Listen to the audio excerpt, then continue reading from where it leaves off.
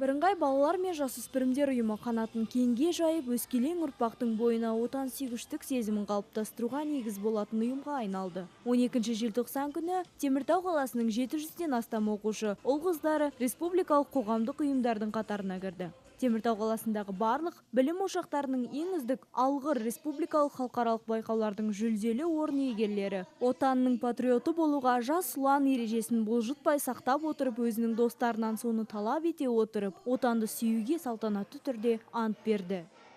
Сегодня в преддверии Дня независимости. Бүгін тәуелсіздік күніне орай қаламыздың үздік деп танылған оқушылары жас ұлан балалар мен жасөспірімдер ұйымы қатарына кіргелі отыр. Балалар ұйымы бірнеше бағытта жұмыс жасайды. Олар экологиялық, патриоттық, мейірімдік бағыттары. Әлем балалар жасөспірімдер орталығы жас ұлан балалар мен жасөспірімдер ұйымымен бірлесіп, осы уақытқа дейін талай мерекелерді өткізіп келеді. Белсенді оқушылардың басын біріктірген бұл ұйымның ұраны мемлекеттік рәміздерге құрмет, отанға деген сүйіспеншілік, ата-анаға деген сыйластық, оқу білімге деген құштарлық. Тек осы қасиеттерді қаперіне мықтап түйген балғын ғана ұйым қатарына қабылданады. Сегодня, во-первых, в ДЮС у нас мероприятие, приглашены школы суда.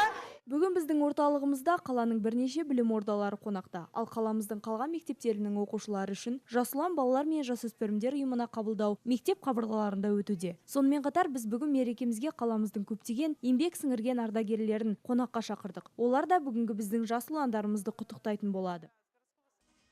Балалардың ойынша жас ұлан ұйымына ену оңай шаруа емес. Ол үшін білімдерін жетілдіріп, барлығына озат болуға тырысқан. Оқушылардың үздік болуға тырысқан еңбектері еш кеткені жоқ. Енді бұның маңызы өте зор, өйткені бала кезінен бастап тәрбиеленеді. Отан сүю деген. Біз қай жерде тұрмыз?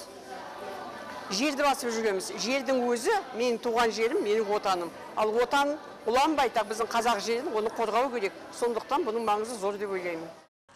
Бүгінгі жас келешектің кемелі. Бодандықтың дәмін сезбеген ұлтжанды балалар ертеңгі елдің тізгінін ұстар айбынды азамат болары анық.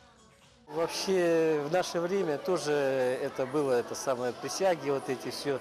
Бұл ұйым біздің бала кезімізден бар. Менің осы ұйымға кіргендегі алғашқы қуаныш сезімім әлі есімде. Қазірде дәл осы сезімді оқушылардың жанарынан көріп тұрмын. Жас ұлан қатарына кіру өз елінің патриоты болу. Ұйымдастырушылар бұл шара жас ұрпақтың дамуына үлкен үлесін қосады деп есептейді.